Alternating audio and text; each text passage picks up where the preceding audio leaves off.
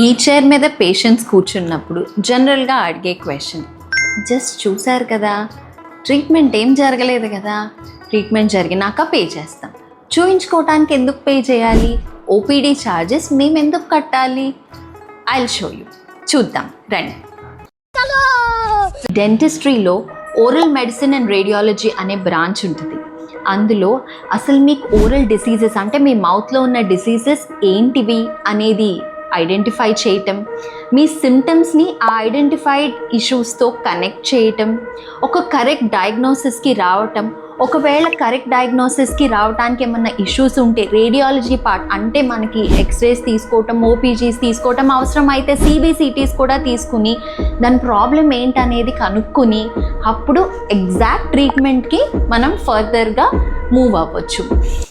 Actually treatment కరెక్ట్గా పర్ఫెక్ట్గా చేయాలనన్నా మనకి ప్రాబ్లం ఏంటి, డయాగ్నోసిస్ ఏంటి అనేది తెలిస్తేనే కదా. కరెక్ట్ ట్రీట్మెంట్ అయినా రాంగ్ సిచ్యువేషన్లో చేస్తే అది రాంగ్ ట్రీట్మెంటే జరుగుతుంది. గమ్స్ ఎలా ఉన్నాయి, ఏమన్నా అల్సర్స్ ఉన్నాయా, ఏమన్నా ఇన్ఫెక్షన్స్ ఉన్నాయా, ఏమన్నా స్వెల్లింగ్స్ ఉన్నాయా, వీటితో పాటు మీకు ఏమన్నా డెంటల్ క్యావిటీస్ ఉన్నాయా, పన్ను ఏమన్నా విరిగిపోయిందా, మీ బైట్ ఎలా ఉంది, మీ బైట్ వల్ల మీ జాయింట్లో ఏమన్నా అరిగిపోవటం కానీ జరుగుతుందా, ఇవన్నీ ఒక డెంటిస్ట్ ఫస్ట్ మీ మౌత్ చూసినప్పుడు చెక్ చేస్తారు.